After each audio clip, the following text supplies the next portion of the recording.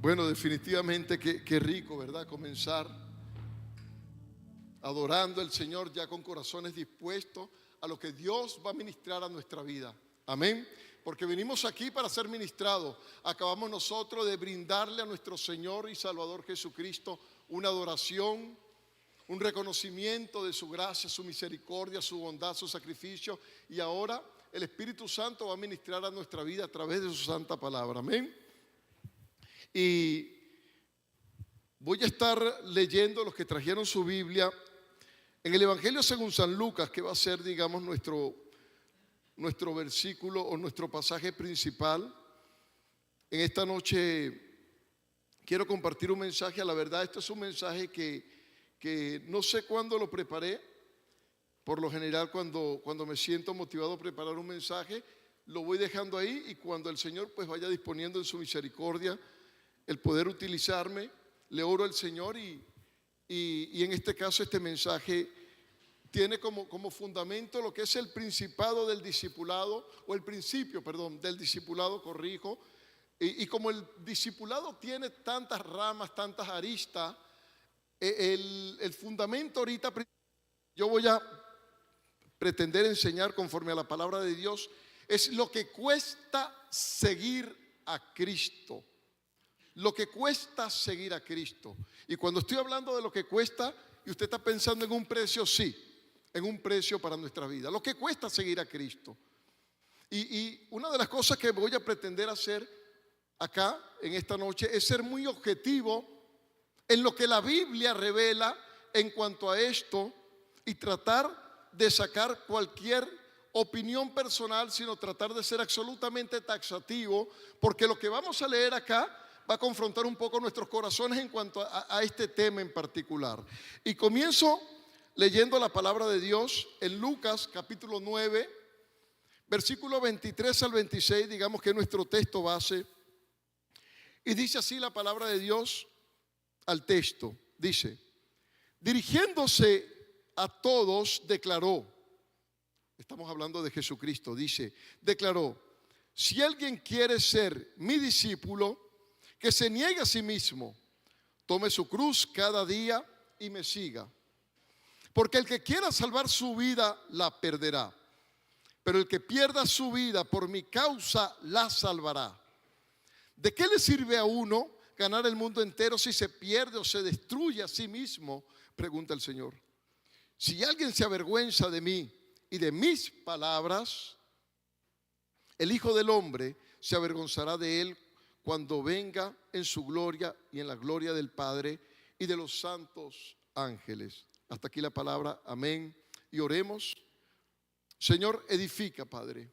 Como siempre comienzo a orar cuando voy a ministrar tu palabra santa. Edifica, Señor Dios, esta palabra en el corazón de cada uno de los que están acá, de los que me puedan escuchar, Señor Dios, presencialmente o a través de las redes. Señor Dios, edifica tu palabra en la mente y en el corazón de todos aquellos a quienes va dirigida esta palabra, Señor Dios. Y permite que tu siervo, Señor Dios, pueda ser usado por medio de tu gracia y misericordia en esta exposición. Oramos a ti, Jesús. Amén y amén.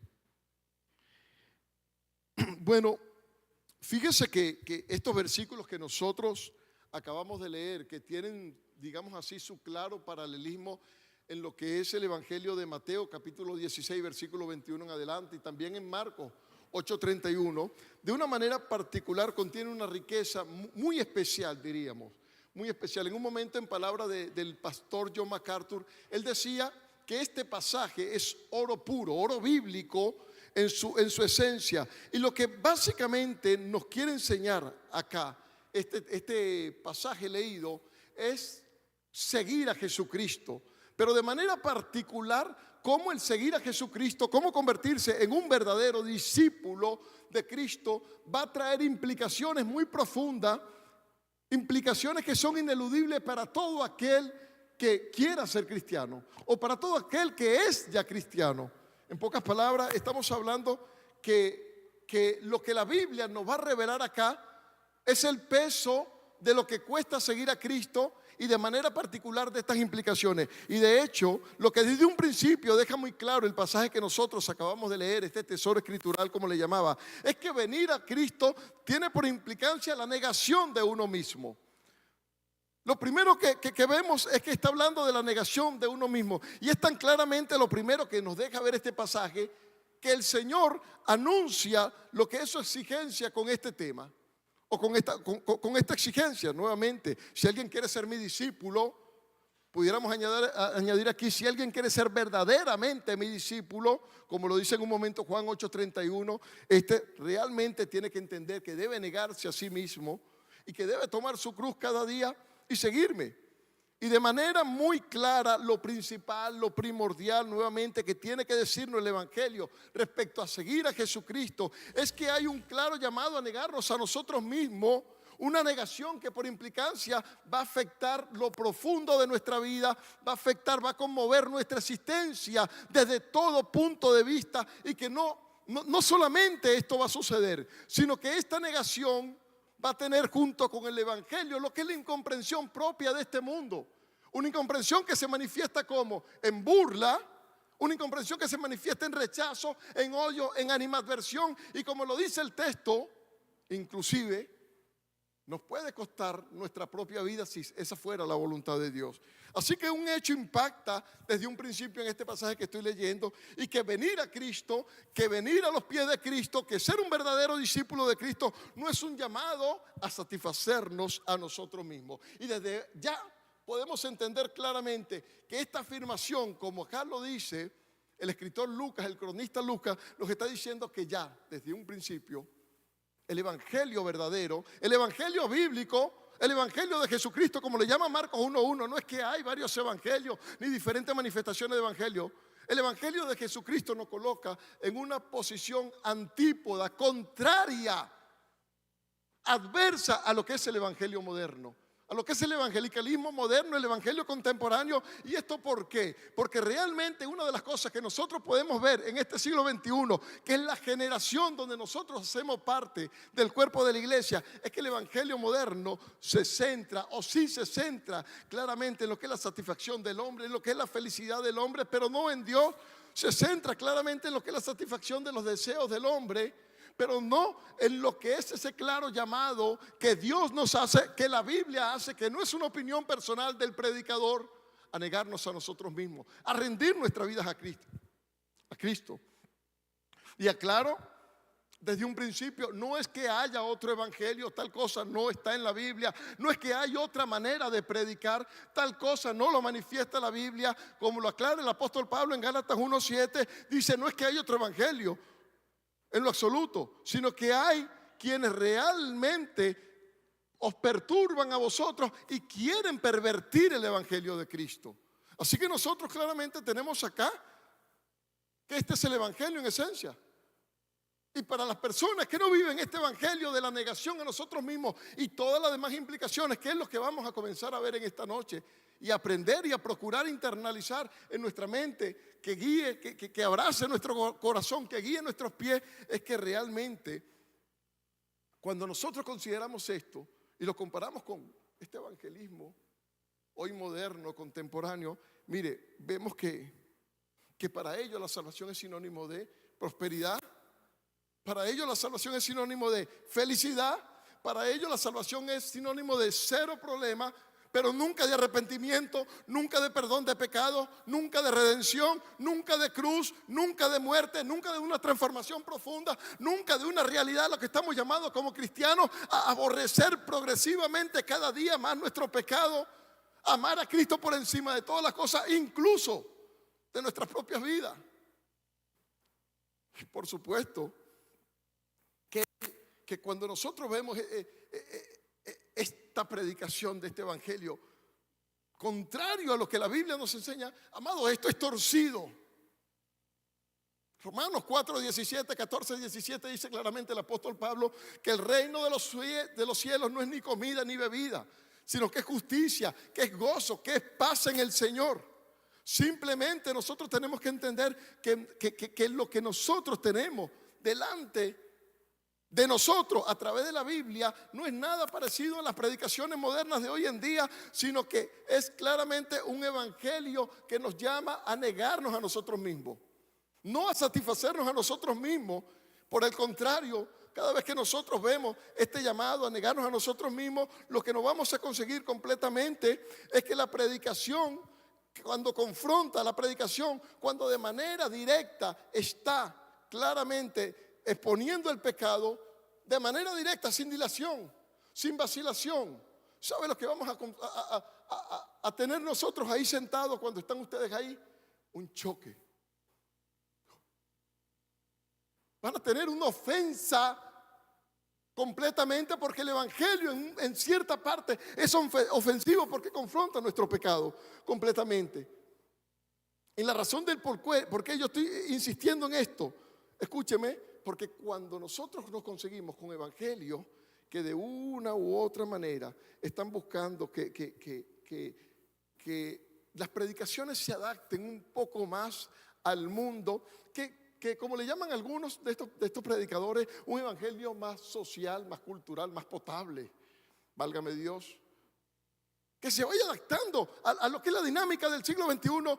Y lo que yo leo en la Biblia, lo que usted lee en su Biblia, es que el evangelio no fue diseñado nunca para adaptarse al mundo, nunca fue diseñado para adaptarse a los cambios del mundo, fue diseñado por Dios para confrontar a este mundo de manera directa y sin vacilación. ¿Y sabe por qué no cambia? Porque el evangelio de Cristo es eterno, amado hermano. Todos los que estamos acá hemos creído a través de una palabra. La Biblia dice que la fe viene por oír, y el oír la palabra de Dios. Pedro, en el capítulo 1, versículos 23-25, ¿sabe cómo dice acerca de nosotros? Dice, habiendo sido renacido, está hablando del nuevo nacimiento, dice, no de una simiente corruptible, sino incorruptible por la palabra de Dios, que vive y permanece para siempre. ¿Y sabe luego de qué habla en el versículo que sigue? Porque todo hombre es como la hierba, y toda la gloria del hombre como la flor de la hierba. La hierba se seca, la flor se cae. Vean los cambios, y en degradación nunca mejora, pero la palabra de Dios permanece para siempre. Y esta es la palabra que por el evangelio os ha sido predicado. Estamos hablando de un evangelio que es absolutamente eterno. Y nosotros, y aquí cuando digo nosotros como su iglesia, hablo de manera colectiva, Casa Roca, de manera particular, a cada uno de los que estamos acá, tenemos el llamado a tener una capacidad crítica, a tener una capacidad exhaustiva en la palabra de Dios, para nosotros discernir cuando el evangelio que se nos está predicando no es bíblico. Cuando el evangelio que se nos está predicando no está centrado en la gloria de Dios, sino en la satisfacción del hombre. Cuando el evangelio que se nos está predicando, usted lo ve que están exaltando al hombre, están buscando exaltar los deseos del hombre, están buscando tus sueños, y no es así. Discernir este hecho es una responsabilidad sobre nosotros como iglesia, que somos columna y baluarte de la verdad, según lo que nos dice el apóstol Pablo por medio de Timoteo, primera de Timoteo. Y amado, presentar un evangelio donde yo presento a Cristo todo amor, desprendido de su santidad, desprendido de su justicia, desprendido de su soberanía, desprendido de su ira. ¿Sabe lo que yo estoy presentando? Un ídolo. Esto es torcido, lo repito por segunda vez. Esto no es Dios, esto es un evangelio iconoclasta, sustentado en querer exaltar al hombre por encima de Dios. Y claramente yo creo que en esta noche, cuando yo quiero entrar en este tema y ya para digamos como ir cerrando hacia donde yo quiero presentar las implicaciones o el costo de seguir a Cristo, nosotros podemos considerar solamente a nuestro Señor Jesucristo, el sumo apóstol. Vea si cuando Cristo predicaba sobre esta tierra, en algún momento tenía como fin hacer que las personas se sintieran bien, que se sintieran bien consigo mismo. Muy por el contrario, la Biblia no enseña esto. Lo último que buscaba Cristo cuando Él predicaba el evangelio sobre la tierra era hacer que la gente se sintiera mejor acerca de sí mismo. Muy por el contrario, era un amoroso pero contundente llamado al arrepentimiento y al perdón de los pecados. Si no, recordemos y abramos nuestra Biblia, comenzando ¿Cómo comenzó Juan el Bautista a presentar y a allanar el camino para Cristo? Generación de víboras, le decía. Y no se lo decía a los publicanos ni a las prostitutas, se lo decía a los fariseos, que era la élite religiosa. ¿Quién os enseñó a escapar de la ira venidera? Le decía. Hagan fruto de arrepentimiento y dejen de estar diciendo tenemos por padre Abraham. Dejemos de estar diciendo somos cristianos, somos evangélicos. Hagan fruto de arrepentimiento, porque el hacha está colocada a la raíz de todo árbol, dice la palabra. Y el árbol que no da fruto es cortado y quemado en el fuego de afuera. ¿Dónde, en qué parte estaba aquí Juan el Bautista buscando que la gente se sintiera mejor acerca de sí mismo? ¿Cómo comenzó Pedro, con los discípulos? La primera prédica, Hechos 2:37, comenzó a hablar del evangelio, a confrontar. ¿Y cuál fue el resultado de su audiencia? No fue que se fueron sintiéndose mejores acerca de sí mismos. Gritaron: varones, ¿qué haremos? ¿Qué haremos? Por la inflexión de la voz está diciendo: estamos perdidos. Este fue el resultado de la predicación del evangelio. Una predicación absolutamente confrontadora, sí, pero es que ¿cómo le quitamos la confrontación al evangelio? El Señor Jesucristo comienza a anunciar la palabra, Mateo 4:17. Arrepentíos, convertíos, porque el reino de los cielos se ha acercado. Juan capítulo 3, versículo 18 en adelante. Esta es la condenación que hay. La luz, Jesucristo vino al mundo, pero los hombres amaron más las tinieblas que la luz. ¿Sabe por qué? Porque sus obras eran malas, y el que hace lo malo aborrece la luz y no quiere venir a la luz para que sus obras sean reprendidas, para que no sean reprendidas. Este es el evangelio. Y yo estoy comenzando por aquí para dejar claro que lo que voy a hablar es lo que está escrito acá a la luz de la palabra de Dios. Y claramente, amados hermanos, creo que esto lo he dicho varias veces, la Biblia no hace que el evangelio sea muy popular en estos tiempos. Pero ¿saben qué es el evangelio? No hay otro que predicar, no hay otro evangelio. Y sobre esta misma base que yo estoy diciendo, yo quisiera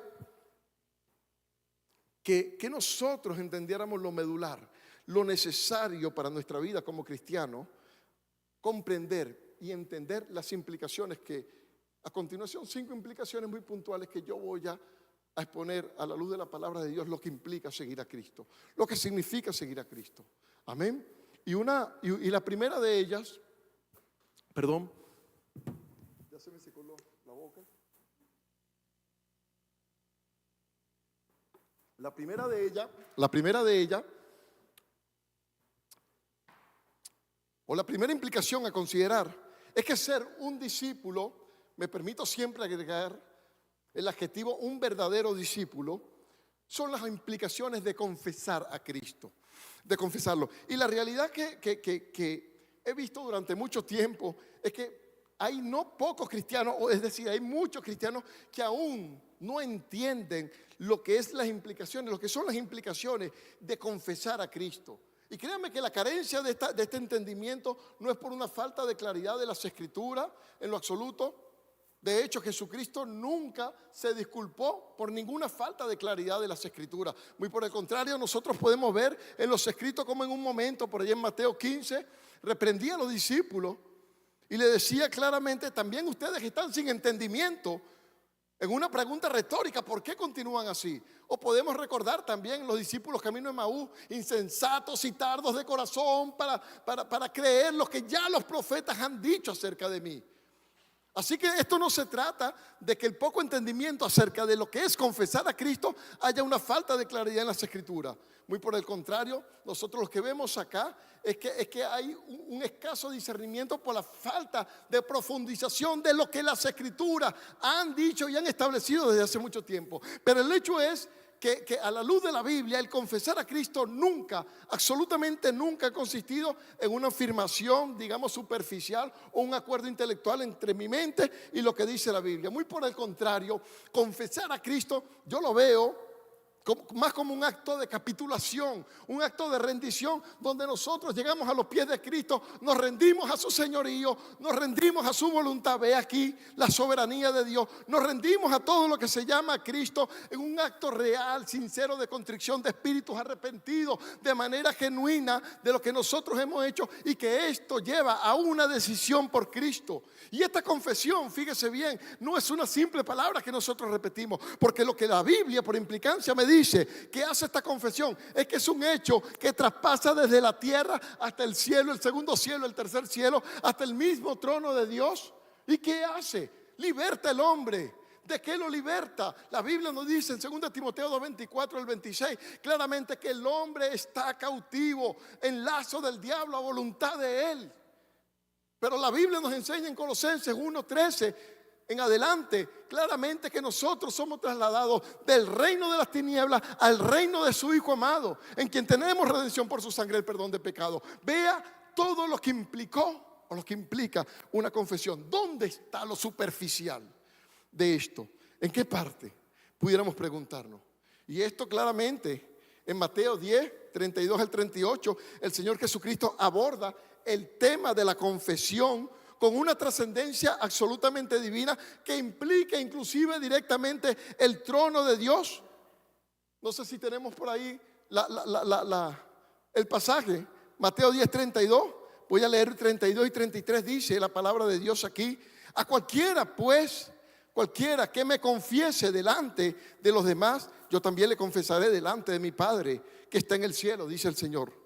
Pero cualquiera que me niegue delante de los demás, yo también lo negaré delante de mi Padre que está en los cielos. Esto es revelador, amados hermanos, porque la Biblia nos está enseñando aquí la trascendencia divina de confesar a Jesucristo y cómo esa confesión nos lleva a una promesa sublime, que es el acto mismo de Cristo ahora confesándonos a nosotros delante del Padre.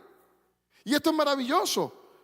Y esto es medular entender nosotros esto. Sin embargo, cuando nosotros seguimos en los versículos, el versículo 34 al 36, mire cómo dice. Jesús añade ahora. Jesús acaba de dar una promesa maravillosa, reveladora.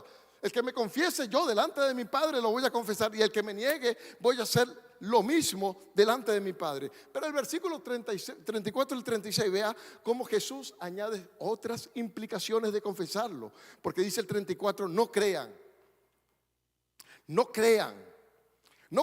que he venido a traer paz en la tierra. Wow. No crean que he venido a traer paz en la tierra. No vine a traer paz sino espada.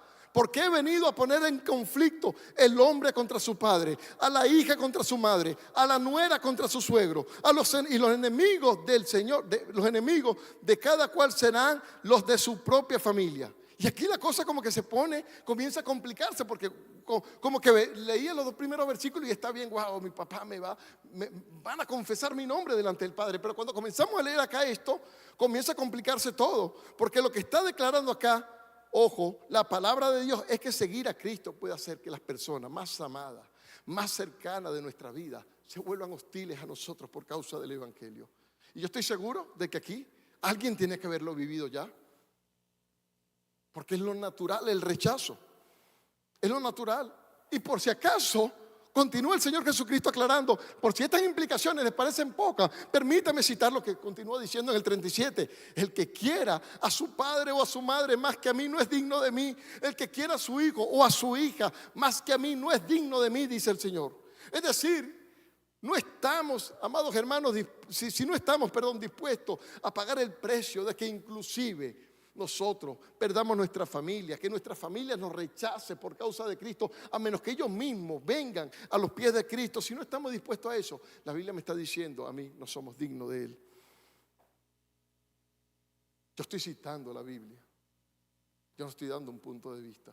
Y continúa el versículo 38 de manera inmediata, porque el Señor comienza a asociar todo este hecho de confesarlo con lo que citamos al principio. El que no toma su cruz y me sigue no es digno de mí, dice el Señor. Este es el Evangelio, amada iglesia, Casa sobre la Roca. Este es el Evangelio. Y repito, no hay otro. Jesús está dejando muy, pero muy claro que si usted no está dispuesto a tener un conflicto con su vida, Porque primero lo tuvo que tener con su vida anterior, con su vieja naturaleza. Pero si usted no está dispuesto a tener un conflicto con su vida, con su familia, con el mundo, con sus deseos, inclusive perder su vida por causa del Señor, otra vez está diciendo, usted no es digno de mí, yo no soy digno de Él. Y como para una pequeña cerecita en el pastel, termina en el versículo 39, con una paradoja. Dice el Señor, el que haya su vida, la perderá. Y el que pierda su vida por causa de mí, éste la hallará. La pregunta es, ahorita, en frío para nosotros. Y en todo esto, ¿dónde usted puede ver la teología centrada en el hombre? En todo esto que yo acabo de citar, ¿dónde usted puede ver el evangelio sustentado en tus sueños, en tus empresas? Dios quiere que sea feliz, que sea prosperado. ¿En qué parte usted ve aquí una teología centrada? Aquí la teología está centrada absolutamente en Cristo, en su gloria, en su honra, en su propósito, sin importar lo que cueste o lo que me cueste a mí seguirle a Él. Sin importar eso. Este es el evangelio. Esta es la primera implicación pequeña acerca de confesarlo. Pero hay una segunda implicación, que ser un verdadero discípulo de Cristo va a plantear la necesidad absoluta de renunciar a nuestra propia justicia y al valor de nuestro tesoro. Aquí solamente quiero aclarar que agregué el valor de nuestro tesoro. No dije nuestro tesoro como tal, para que no vaya a pensar alguien que estoy haciendo una apología a la pobreza. El valor de nuestro tesoro. Y aquí nosotros entramos, digamos, a ver otra declaración de Cristo, otra vez, que es el que prácticamente está predicando aquí a través de su palabra, de la palabra, digo yo, no la persona de quien les habla. En el marco de la historia de su encuentro con un joven rico, narrado en lo que es Marcos capítulo 10, versículos 17 al 22, que puede ser paralelo en doctrina o correlacionado en cuanto a la historia que estamos hablando y de los hechos que estamos narrando acá.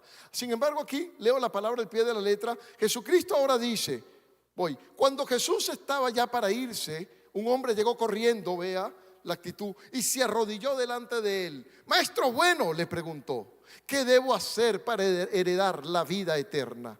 ¿Por qué me llamas bueno? Respondió Jesús, nadie es bueno sino solo Dios. ¿Ya sabes los mandamientos? No mates, no cometas adulterio, no robes, no presentes falsos testimonios, no defraudes, honra a tu padre y a tu madre. Maestro, dijo aquel hombre, todo eso lo he cumplido desde que era muy joven. Wow, yo siempre que leo esto yo digo wow. Ese wow no lo tiene la Biblia, ¿no? Todo esto lo he cumplido, dijo aquel joven, desde que era muy joven. Jesús le miró con amor, vea el detalle, y añadió, una sola cosa te falta. Anda, vende todo lo que tienes y dáselo a los pobres, y tendrás tesoro en el cielo, y luego ven y sígueme. Y el versículo 22 dice, al oír esto, el hombre se desanimó y se fue triste porque tenía mucha riqueza. Ahora, lo que nosotros vemos en este pasaje es que llegó un joven corriendo, se inclina de rodillas. Esto está hablando un poco de la sinceridad de aquel joven cuando se encuentra con el maestro. Una sinceridad, permítame redundar, genuina completamente en cuanto a su petición. Él se inclina y le pregunta, maestro, bueno, ¿qué tengo que hacer yo para heredar la vida eterna? Pero como la Biblia dice, Jesús claramente hace dos confrontaciones, hace dos intervenciones puntuales. Dice la palabra, creo que si no mal cito, Juan 2:25, Jesús no necesitaba que nadie le diese testimonio acerca de los hombres porque conocía los corazones de todos. Así que Jesús sabe a dónde ir de manera puntual en esta conversación con este joven. Y fíjense que Jesús hace dos confrontaciones. Primero, confronta el hombre o aquel joven, con su pecado, el cual no admite, no admite, es decir, él está guardando su propia justicia, porque vemos que en el versículo 20 él dice, todo esto yo lo he cumplido, desde que era muy joven, Señor, de manera perfecta lo he cumplido. En pocas palabras, aquí el versículo 20 nos está narrando cómo aquel joven estaba empapado de un legalismo completamente, que pensaba que esto podía darle una garantía segura de que él era merecedor del reino de los cielos. Ayer escuché una frase de mi esposa que creo que se la dijo Javier Pineda, que decía que ningún hombre que tenga la pretensión de entrar al reino de los cielos lo podrá hacer sin que antes entienda que es merecedor del infierno. Que es merecedor del infierno. Y aquel joven pensaba que toda su conducta podía darle garantía de esto. Pero luego Jesús, después de confrontarlo con su propia justicia, luego Jesús confronta respecto a su dinero, el cual él no está dispuesto a renunciar. Él guarda ahora su tesoro terrenal. Primero guardó su justicia personal, ahora guarda su tesoro terrenal. ¿Por qué? Porque el versículo 22 nos dice que al oír esto, el hombre se desanimó, se fue triste, porque él consideró que el precio del sacrificio era muy alto. En pocas palabras podemos decir que aquel joven no entendía, fíjese bien, desde un principio, que cuando Jesús lo confronta con la segunda parte de la tabla de la ley, que es básicamente a donde se refiere Jesús, Jesús no lo estaba confrontando con la palabra de Dios, con la ley, para hacer que aquel joven se sintiera más santo. Muy por el contrario, la Biblia nos revela en Romanos capítulo 1, versículo 20, claramente que la ley, que el conocimiento del pecado es por medio de la ley, de manera tal que la ley está escrita no para que nosotros veamos cuán justos somos cuando nos comparamos, por el contrario, como está escrito, no hay justo ni aun uno, no hay quien entienda, no hay quien busque a Dios, todos nos desviamos, a uno nos hicimos inútiles, veneno de áspide hay debajo de nuestros labios, y por ahí continúa toda la descripción de lo que es el carácter corrompido del hombre natural sin Cristo. La ley no está para yo compararme, pero wow, aquí la tengo, la cumplo, esta aquí, no, esta no, la tengo, bueno, de 10, 9, Señor, creo que soy digno del reino de los cielos. Jamás y nunca. Y fíjense que lo que nosotros vemos acá es claramente lo que Jesús enseñaba cuando él decía: venga, yo no vengo a llamar a justos, sino a pecadores al arrepentimiento. Pero inmediatamente, ¿qué vemos nosotros? Que el joven, después de guardar su propia justicia, ahora guarda su tesoro terrenal. Y esto la Biblia nos está advirtiendo constantemente, claramente. Mateo 6, versículo 19 al 21, cuando el Señor está dando las grandes directrices del Sermón del Monte, Él dice: venga, no se hagan tesoros acá en la tierra, donde la polilla y el hollín corrompe, donde los ladrones minan y hurtan, donde todo es corruptible, pasajero, transitorio. Háganse tesoros arriba en los cielos, donde ni la polilla ni el hollín corrompen, ni los ladrones minan y hurtan, porque donde esté vuestro tesoro, ahí estará vuestro corazón. En otra ocasión, Pablo le dice en Colosenses capítulo 3, versículo del 1 al 3, dice: pongan su mirada, después de que han resucitado con Cristo, después de haber sido salvados, pongan su mirada en las cosas de arriba, donde está Cristo escondido a la diestra de Dios. Ahí debe estar nuestra mirada, nuestro tesoro. Y el contexto general de lo que nosotros acabamos de leer en este pasaje nos hace inferir definitivamente que aquel joven sí quería la vida eterna. La quería. Jesús lo confronta cara a cara con los hechos que podían impedir que esto fuera una realidad. Es decir, con el hecho de que él tenía que rendir primero su justicia personal y dejar de creer que él era suficientemente digno y merecedor del reino de los cielos. Y después de esto, él iba a conocer una realidad acerca de sí mismo, que estaba perdido. ¿Y sabe qué sucede cuando usted se reconoce que está perdido? Ya puede ver a Jesucristo como un Salvador. Y le va a importar lo que cueste esa salvación. Es como si un hombre estuviera en medio del mar, ahogándose, no nadando, ahogándose, y ve que viene por un lado una faja de dólares. Wow. Y viene por otro un salvavidas de esos que valen 20 pesos ahí en los chinos. ¿Qué creen ustedes que él va a tomar? Las fajas de dólares para ahogarse más rápido. El salvavidas. ¿Y por qué? Porque comprendió que se estaba perdiendo, que se estaba muriendo, que se estaba ahogando. Esa es la realidad, amados hermanos. Rendir nuestra justicia personal va a significar que nosotros nos rindamos completamente a Él. Y este es el Evangelio, un mensaje de salvación. Yo sé que tiene implicaciones que son en este siglo XXI absolutamente incompatibles con la sociedad, la cultura, donde la exaltación del hombre, donde el hombre se coloca en un punto. Las redes sociales están llenas de mostrar vanidad tras vanidad, tras vanidad y más vanidad. Y si ya no me canso, entonces comienzo a mostrar otras cosas que no debo mostrar, que están reservados para la intimidad. Pero ese es el hombre hoy en día. Ese es el hombre hoy en día. Yo no estoy diciendo algo acá, un secreto. Y nosotros tenemos que entender claramente de que aunque este evangelio no sea muy popular, fíjese que Jesús no estuvo dispuesto a bajar el precio de seguirle. Porque Jesús dice en la Biblia que Jesús lo miró con amor. Le amó, Jesús le amó. Pero no porque le amó, dijo, uy, que me tocó el corazón, voy a bajar ahora mi estándar de santidad. No estuvo dispuesto a bajar el precio. Aquel hombre fue nublado definitivamente con su autoengaño religioso, con su propia justicia, con el amor a sus posiciones terrenales, por supuesto. Y la pregunta es ahora para nosotros, otra vez, Iglesia Casa sobre la Roca. Y nos parece a nosotros seguir a Cristo a un precio alto. Yo levanto la mano y yo digo, sí, Señor, sí, completamente estoy de acuerdo. Pero tan solo recordar lo que Él pagó por mí, dice la palabra en 1 de Pedro 3:18 en adelante, porque fuimos rescatados de nuestra vana manera de vivir, la cual heredamos de nuestro Padre, dice, no con cosas corruptibles como el oro o la plata, sino con la sangre preciosa de Cristo, como un cordero sin mancha y sin contaminación. Es alto, sí es alto, como lo fue el precio de nuestra redención. Pero es el evangelio y esta es la implicación claramente de lo que es rendir nuestra propia justicia y nuestros propios tesoros, o el valor de nuestros tesoros. Vamos a darle un aplauso a Cristo, nuestro Señor y Salvador, ¿sí?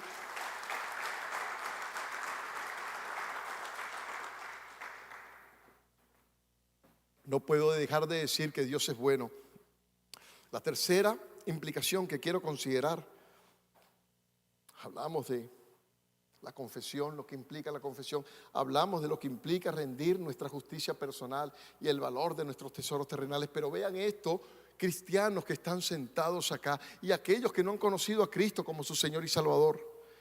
He citado palabra tras palabra para que entiendan que esto no es un punto de vista de Casa sobre la Roca, es lo que dice la palabra de Dios. Dice que ser un verdadero discípulo de Cristo, ¿sabe?, en esencia es entregar nuestras prioridades. Y yo creo que el ejemplo que nosotros vamos a ver ahorita, en este momento que está en Lucas, realmente está, digamos, en el corazón del Evangelio de Lucas. Y es un tanto particular porque en 5 o 6 versículos, no me recuerdo cuántos son, encierra 3 ejemplos puntuales en esta narrativa del precio de seguir a Cristo. Y me refiero a Lucas capítulo 9, ahora 57 al 62. Vamos a ver lo que dice el texto. Vean bien, dice. Ahora, Lucas 9, 57, 62 dice, iban por el camino cuando alguien dijo a Jesús, te seguiré a donde quiera que vayas. En el versículo 58 dice, las zorras tienen madriguera y las aves tienen nido, respondió Jesús, pero el Hijo del Hombre no tiene dónde reposar su cabeza.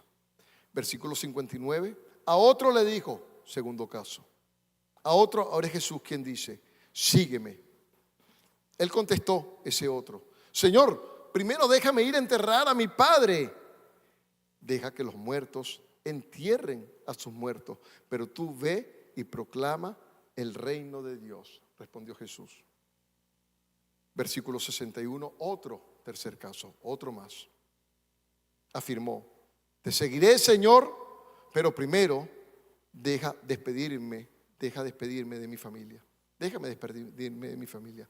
Jesús le respondió, nadie que mire atrás después de haber puesto las manos en el arado es apto para el reino de Dios.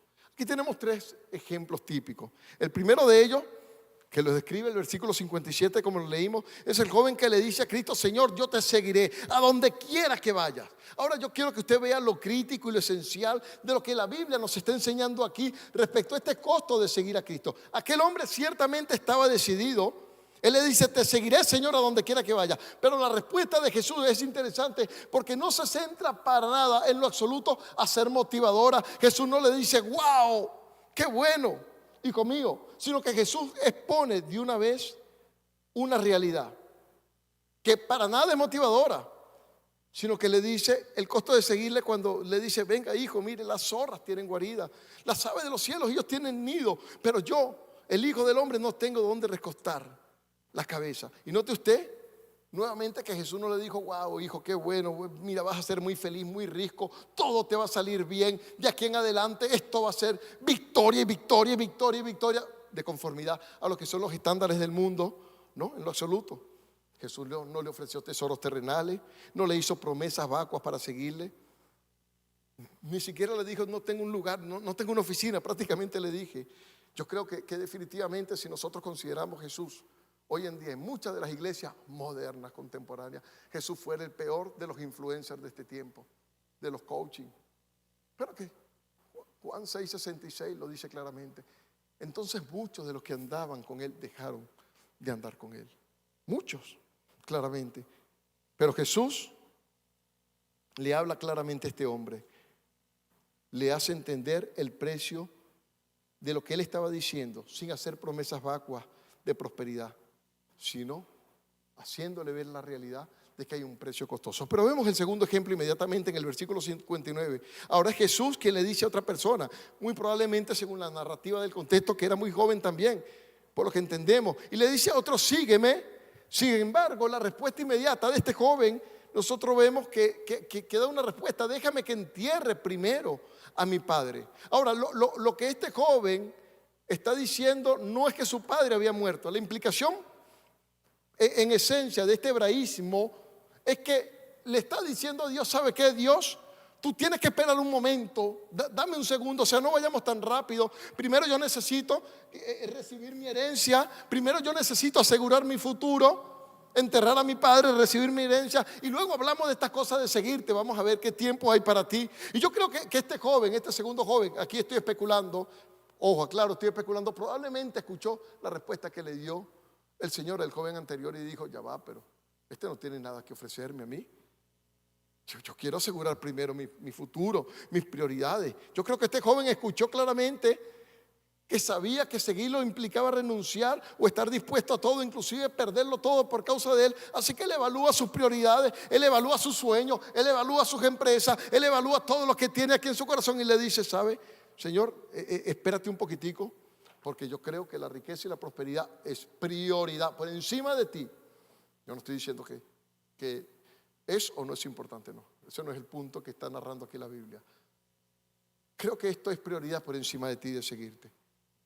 Y el tercer ejemplo, ahí lo vemos seguidamente, el tercer y último de ellos, dice en el versículo 65, dijo otro joven, te seguiré, Señor. Vea que todo está, seguir a Jesús. Vea que yo dije en la introducción que en esencia lo que está narrando el pasaje central es seguir a Jesús y las implicaciones que tienen seguir a Jesús. Si aquí hay alguien que sigue a Jesús, esto es con él. Debe haber mucha gente aquí que sigue a Jesús. Mucha. Este joven le dijo otro, te seguiré, Señor, pero deja que me despida primero de los que están en mi casa. Aquí hay otro hebraísmo en esencia. La respuesta de Jesús en el versículo 62 no se hace esperar tampoco. Ninguno que poniendo su mano en el arado y mira hacia atrás es apto para el reino de Dios.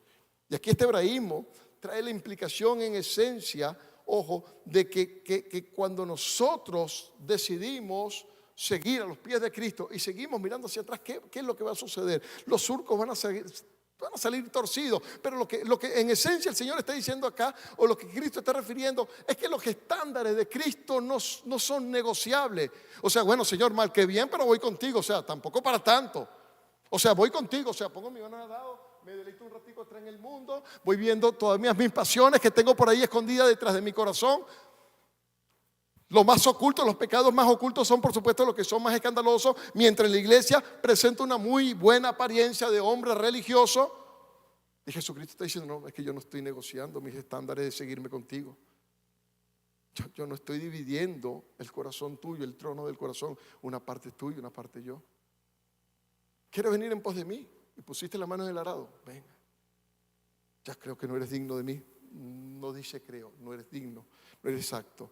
En cada uno de estos tres ejemplos, amada iglesia, Jesús nunca se interesó ni en bajar ni en negociar sus estándares para conseguir más aceptación, más seguidores, que la iglesia se llene más y se colme y se abarrote de muchas personas que están acá, de manera cristalina, sin ambague, sin vacilaciones. Este es el costo de seguirme.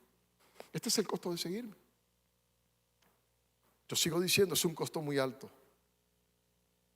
pero es el único que quiero pagar a toda costa, el de Cristo, recordándome. El cuarto, penúltimo hecho que quiero enseñar de lo que implica ahora seguir a Cristo es algo muy común, lo decimos, lo repetimos mucho en nuestros cultos, que es la muerte a nuestro yo, y un poco lo que es el compromiso, o bastante lo que es el compromiso en su máxima expresión. Otra vez, aquí yo quiero ser radical, no es el medio compromiso con Cristo, implica el compromiso en su máxima expresión y la muerte de nuestro yo. Sin embargo, yo pienso de manera particular, colocaba una nota acá mientras meditaba en esta implicación, la triste trivialidad con que la iglesia moderna del siglo XXI, donde nosotros somos parte en esta generación, la triste trivialidad con que los cristianos normalmente consideran esto. Cuando hablan de la muerte de nuestro yo, no sé si es que su mente se traslada a un elemento muy romántico, bucólico, bueno, no tan exagerado, esta es una hipérbole, que realmente lo que está significando es un aspecto religioso, no. Aquí hay un elemento muy pragmático. De hecho, en Romanos capítulo 6, versículo 6, cuando el Señor está hablando acerca del bautismo, Él dice, habiendo sido crucificado juntamente con Él para la destrucción del cuerpo del pecado, a fin de que no sirvamos más al pecado. Yo aquí no veo nada de romántico. Para mi vida yo no veo nada de romántico. Tengo todavía en mis labios la predicación que hizo mi hermano William Casalla hace ya unos cuantos miércoles atrás, donde hablaba de una consagración y no era una media consagración. Eran mis ojos consagrados al Señor, eran mis oídos consagrados al Señor, era mi mente consagrada al Señor, son mis labios consagrados al Señor, son mis pies consagrados al Señor. ¿Qué veo, qué escucho, qué canto, qué pienso, con quién, para qué, por qué? Aquí no hay negociación. Y siguiendo, digamos, en este pasaje, en esta implicación, muerte a nuestro yo, el compromiso no negociable, tenemos aquí a Lucas 14, 25 al 33, y yo creo que este es un ejemplo que prácticamente se explica por sí solo. Si yo trato de explicarlo, como que lo voy a oscurecer, porque aquí ya Jesús se dirige ahora a multitudes para enseñarle sin ningún tipo de vacilación nuevamente lo que es el precio, el costo de seguirle. Y aquí me interesa solamente significar esta palabra multitudes, porque vea nuevamente que Jesús no tenía su prioridad en los números de sus seguidores. Jesús tenía su prioridad en los corazones de sus seguidores. Este pueblo de boca, de labios me honra, decía en un momento, su corazón está lejos de mí, citando al profeta. Y en Lucas 14, 25 al 33, vea como dice aquí, grandes multitudes, muchas, no dice mediana, grandes multitudes le seguían a Jesús. Y él se volvió al ver esa cantidad de gente y le dijo, si alguno quiere venir a mí y no sacrifica amor a su padre, a su madre, a su esposa, a sus hijos, a sus hermanos, a sus hermanas y aún su propia vida, no puede ser mi discípulo. El que quiera, versículo 27, el que no carga su cruz, versículo 27, y me sigue, no puede ser mi discípulo. Y luego pasa, digamos, dos pasajes, tres versículos que son interesantes, porque del 28 al 32 él hace una comparación acá. Y él dice, supongamos que alguno de ustedes quiere construir una torre. ¿Acaso no se sienta primero, calcula el costo para ver si tiene lo suficiente para terminarla? Versículo 29, si echa los cimientos y no puede terminarlo, todos los que lo vean comenzarán a burlarse de él y dirán, este hombre ya no pudo terminar lo que comenzó a construir. O supongamos el otro ejemplo, que un rey está a punto de ir a la guerra contra otro rey. ¿Acaso no se sienta primero a calcular? Ahora vea esto, si con 10,000 hombres es posible enfrentarse al que viene contra él con 20,000. Y si no puede, enviará una delegación mientras el otro está todavía lejos para pedir condiciones de paz. Ahora, lo que yo acabo de leer acá no se trata de cálculo de gastos materiales para seguir a Jesucristo, sino que se trata de compromiso. ¿Por qué? Porque muchas de las multitudes, escúchame bien, demostraban una reacción muy afectiva, seguramente muy positiva a la predicación, pero carecían de un compromiso real de seguir a Cristo. Y Cristo conocía eso, conocía de un compromiso. Ellos estaban muy dispuestos a afirmar lo que es el Evangelio, pero tenían muy poco compromiso de lo que implica seguir a Cristo, iglesia. No se trata de emocionalismo, no se trata de eso, amada iglesia. Por eso puse un compromiso en su máxima expresión. Tan solo nosotros podemos ver que lo que Cristo está buscando acá es dejarle claro el precio del discipulado. Mire, cada vez que usted como cristiano, y permítame ser tan franco en esto, que usted comienza a debatirse, pero voy, pero no voy, pero es que el partido de fútbol es más importante, pero voy o no voy porque hay que quedarme, pero voy, pero no voy. Revise su compromiso con el Señor. Y no estoy hablando de ascetismo religioso, muy por el contrario, de verdad que no.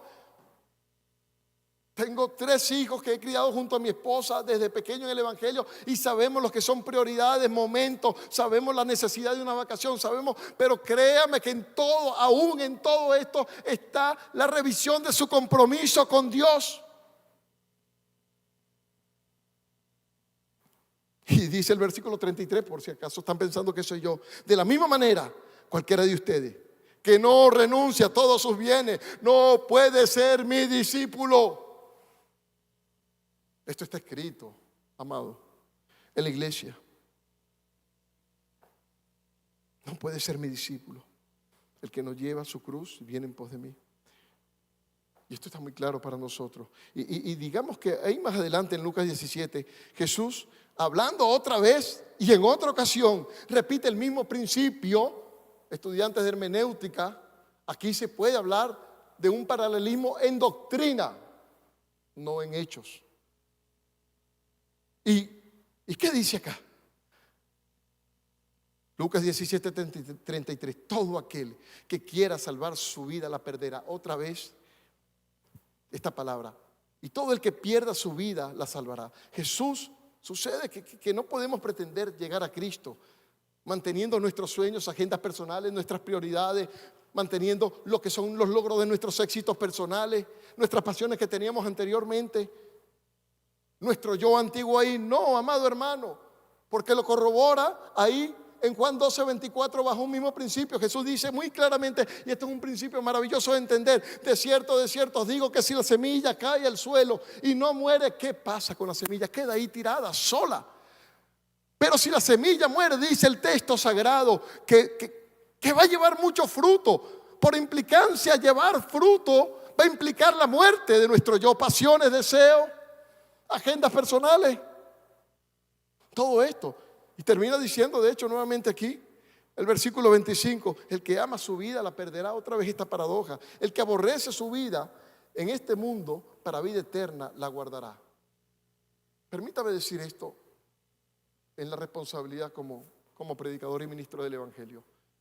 Pareciera que la prédica está orientada a desanimarlo. Yo no voy a quitarle esta apreciación que muchos tienen del Evangelio. Pero ¿saben qué? Este es el Evangelio. Pero ¿saben qué? Esto es lo que está escrito. No hay otra cosa. Esto es lo que está escrito. Una clara analogía de Jesús que nos está enseñando que para ser fructífero tenemos que hacerlo aún a costa de nuestra propia vida. Tenemos que morir. La pregunta es, otra vez, que claza sobre la roca: ¿somos conscientes de esta exigencia? Y aún así queremos seguir a Cristo a pesar de todo, porque nos va a costar todo lo que Dios nos demande. Y otra vez, si le parece muy caro el boleto, ¿sabe qué? Usted está en su pleno derecho a no comprarlo, solamente para referirlo, y no tomarlo. Pero recuerden, si le parece muy caro el boleto del arca de la salvación, que es Jesucristo, afuera está el diluvio. Usted decida dónde quedarse. Afuera está el diluvio. Que en el arca de la salvación, que nos incomodamos, que no me cae bien este hermano, que hay calor, pero afuera está el diluvio. Yo prefiero estar aquí, en el cuerpo de Cristo.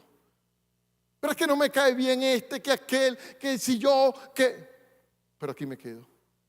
Una frase que le utilizo mucho a mis hijos es: vamos a morir, pero morimos en las trincheras con Cristo, peleando la buena batalla de la fe. Aquí, no retrocediendo. Y si retrocedieran no serán de mi agrado, dice el texto sagrado. Recordemos la armadura de Dios en Efesios 6. Toda ella está diseñada ¿para qué? Para la protección del frente del soldado. ¿Por qué para la espalda no hay nada? Porque se ha de entender que el cristiano no da la espalda. Pelea la buena batalla de la fe completamente. Esto es en esencia lo que el Señor nos está enseñando acá.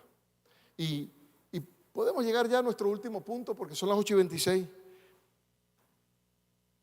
¿Qué implica ser un verdadero discípulo de Cristo? Y aquí, vean bien, porque ahora llegamos, como quien dice, a una parte final de lo que son las expectativas correctas, expectativas bíblicas, aclaro solamente esto. Y ahora, en este punto, toda la prédica va a regresar a un pasaje paralelo que es Mateo 16, porque claramente nosotros no vamos a poder comprender lo que es, por así decirlo, la narrativa completa de todo este panorama bíblico que nos presenta Lucas 9, 23, 26, que nos presenta Lucas 9, 57, Marcos 8, 31 en adelante, Lucas 14, 25, 33, que son pasajes que básicamente he leído, a lo que me he referido. Si nosotros no lo comparamos con Mateo 16, que es el paralelo de todos estos pasajes, que nos presenta un panorama más amplio y una información más completa de lo que nosotros estamos hablando acá. Ahora, entendamos algo. La escena completa es la siguiente. Está Jesús con todos sus discípulos, sus apóstoles, y había llegado tiempo de examen, como les viene ahorita el martes a los estudiantes de hermenéutica. Llegó el tiempo del examen. Ojo. Y este examen tiene un hecho previo. Jesús le había hecho una pregunta a aquellos apóstoles y le dijo en Mateo 16, venga, quiero hacerle una pregunta, muchachos. ¿Qué dice la gente que soy yo? ¿Qué dice la gente acerca de mí? ¿Quién soy yo? Le pregunta por su identificación. Y comenzaron a decir uno dice que tú eres Juan el Bautista, otro dice que tú eres alguno de los profetas. Y Jesús, después de escuchar todas aquellas respuestas, por supuesto, todas erradas, llega Jesús y decide que este tiempo de examen final llegó su momento y le hace el examen. Una sola pregunta tenía el examen, una sola. Y ahora, Mateo 16, 15. ¿Y ustedes? Ya les escuché. Los que me dicen ustedes que dice la gente que soy yo. Ahora, ¿quién dicen que soy yo ustedes ahora?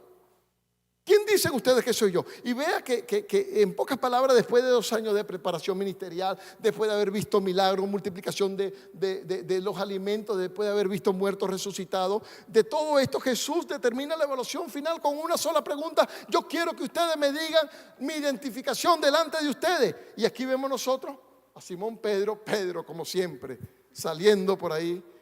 Si no es para meter la pata, la cierta, pero salió Pedro como siempre. Y llegó y dijo, respondiendo a Simón Pedro, versículo 16, dijo, tú eres el Cristo.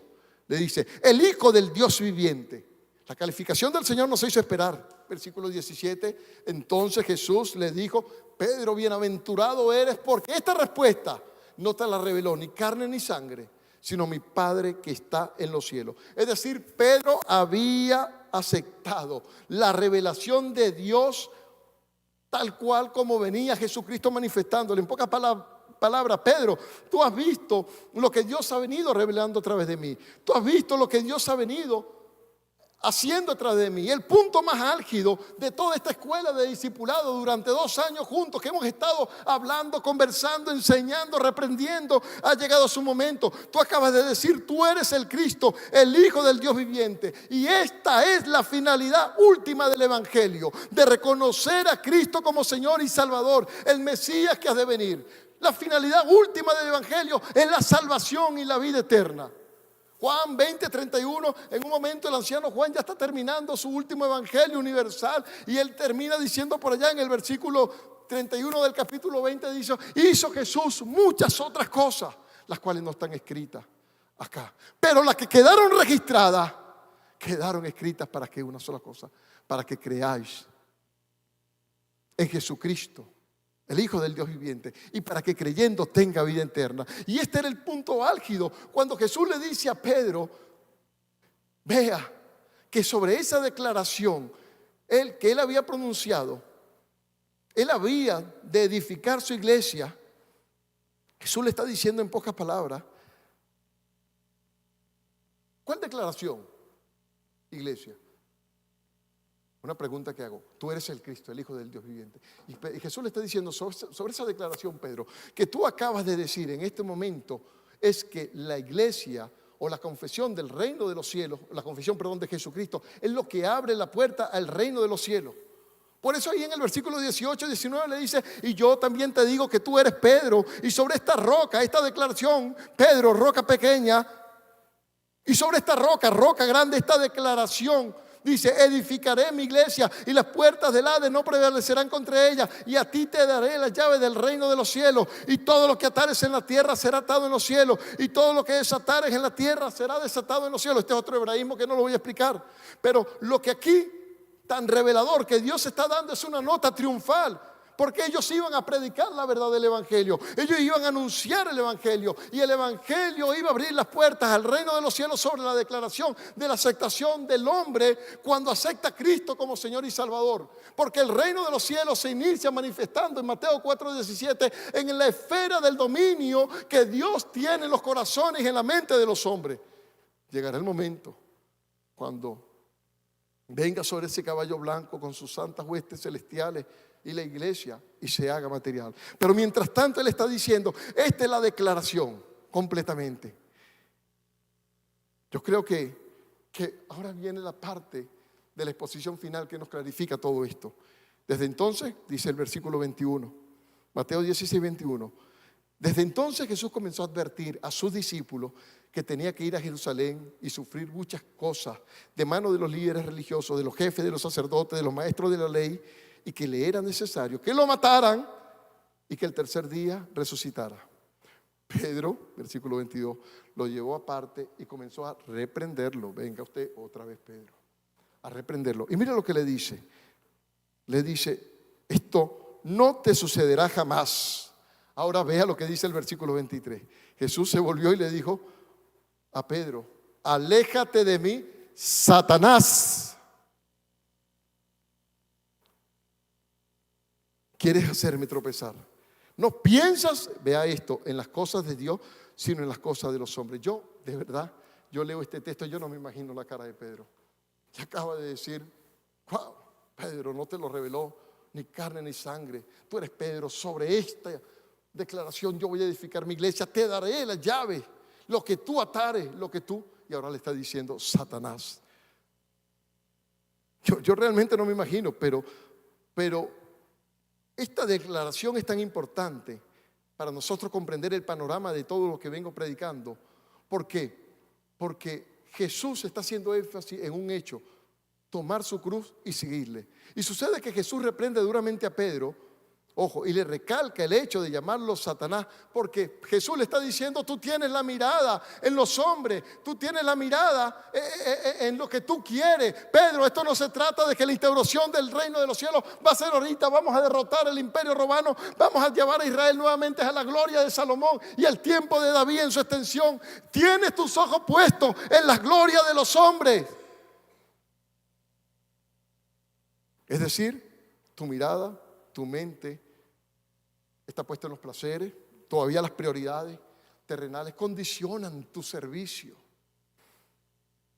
Yo no estoy diciendo que el servicio no está condicionado, pero cuando tus prioridades terrenales condicionan tu servicio, ¿qué tiene la prioridad acá? ¿Cristo, Dios, o lo que tú quieres y deseas? Condiciona esto.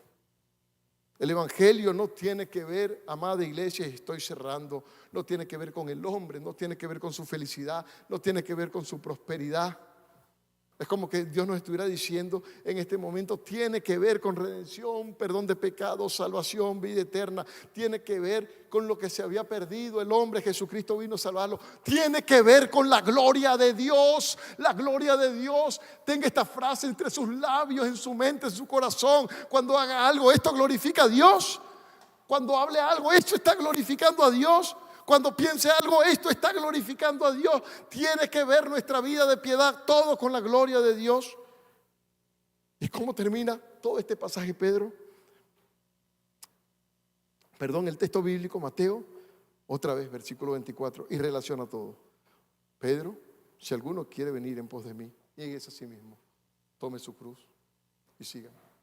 Amados, yo creo que para concluir, lo que tenemos que recordar a nosotros, a la luz de la palabra de Dios, este es el evangelio que hemos decidido seguir, por la gracia y la misericordia de Dios, pero no hay otro. No hay otros de verdad. No hay otra manera de predicarlo. Jesús no se interesó en, venga, es que si le digo a este joven porque lo miré con amor, se me va a ir. Va a tener que irse. Yo pienso a veces en mi yo interior, que en el cielo yo voy a conocer a este joven rico, porque yo vi la manera sincera como se arrodilló. Señor, ¿qué tengo que hacer? Y seguramente después, cuando los apóstoles comenzaron a predicar el evangelio, él se dio cuenta que esto era, que había estado cara a cara con el Señor y que lo había rechazado, pero que ahora entendió que estaba perdido. Esto no es muy popular, esto no se escucha con mucha frecuencia.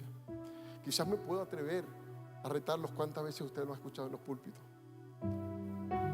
Créanme que muchos de los predicadores, guardando nombre para no herir susceptibilidades, que son muy populares entre gran parte de la iglesia, incluyendo Casa Roca, no van a predicar esto, porque ellos propugnan que el evangelio, permítame el término clásico, el evangelio bíblico ha fracasado por un hecho principal.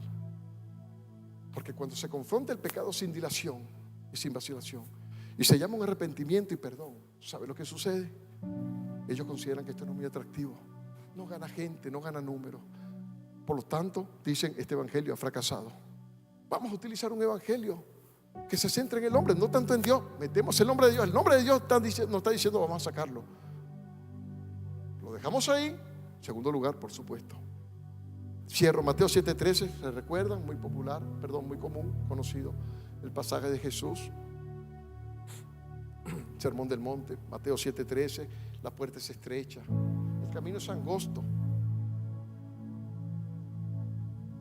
no es amplio, no es ancho. Pero más interesante es lo que dice Mateo 7:14, porque aquí Lucas 13:23-24, alguien le hace esta pregunta al Señor. Señor, quizás está ahorita en ustedes esto que voy a leer. Señor, son pocos los que se salvan. Señor, son pocos los que se salvan. Y esta pregunta pudo haber sido motivada porque esta persona que le preguntó, que no sé quién es, quizás vio Juan 6:66, que ya muchos de los que andaban con él dejaban de andar con él. Quizás vio que mucha de la multitud estaba más interesado en la comida que en lo que Cristo estaba predicando. Quizás pudo ver cómo los seguidores ya no estaban comprometidos, eran cada vez más, eran menos. Y quizás pudo ver cómo el mensaje ahora desanimaba a muchos.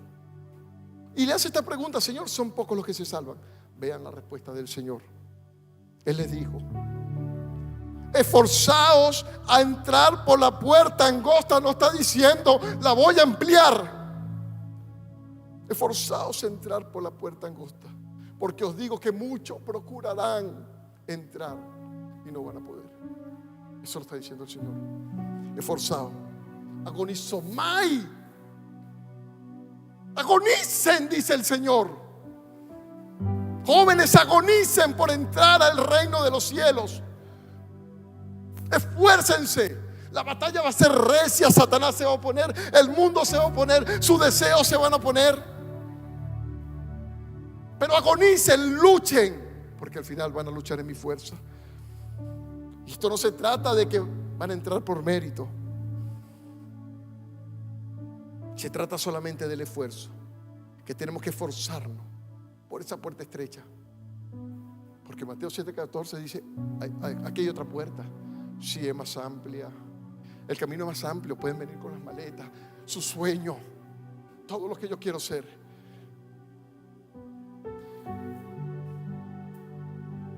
El destino es destrucción. Agonicen por Cristo. Padre, gracias, Señor Dios. Querido Dios, gracias.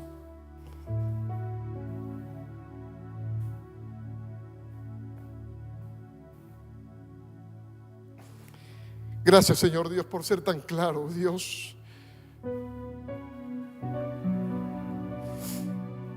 Gracias, Señor, por mostrarme el camino, Dios. Gracias, Señor Dios, por caminar al ritmo mío, por no dejarme atrás. Y ayúdame, Señor Dios, a que al considerar, Padre mío, lo que implica seguirte, Señor Dios, lo viva en mi corazón, lo vive en mi mente, Señor Dios. No hay superficialidad en seguirte, Padre mío. Implica un todo para ti, Señor, para tu gloria, para tu honra, Padre mío. Dice tu palabra en un momento, Señor: horrenda cosa es caer en manos de un Dios vivo. Dice tu palabra en otra parte que está determinado, en el cual Dios juzgará a todos los hombres por aquel varón, dando testimonio con haberlo levantado de los muertos. Dice tu palabra en otra parte, Señor Dios, que la ira del cielo se revela contra el hombre, contra toda injusticia, toda impiedad del hombre que detiene con injusticia tu verdad. Dice tu palabra, Señor Dios, en otra parte, que por nuestra dureza y por nuestro corazón no arrepentido acumulamos para nosotros ira para el día de la ira y de la revelación del justo juicio de Dios. Y estos versículos, Señor Dios, más allá de despertar el temor reverente ante tu predicación, veo tu amor espléndido, Señor Dios, cuidador, advirtiéndome, Padre mío. Eres tú salvando al hombre de ti mismo, de tu ira justa, perfecta, Señor. Gracias por decirme el costo de seguirte, porque he podido conocer, Señor Dios, y entender el costo, Señor Dios, de mi precio, tu sangre preciosa. Gracias, Señor Dios. Gracias. Y yo quisiera preguntar en este momento, no conozco todas las caras, pero si hay alguien que hoy nos visita, que no ha conocido a Jesús como su Señor y Salvador, si puede levantar su mano y los conozco acá. Yo creo que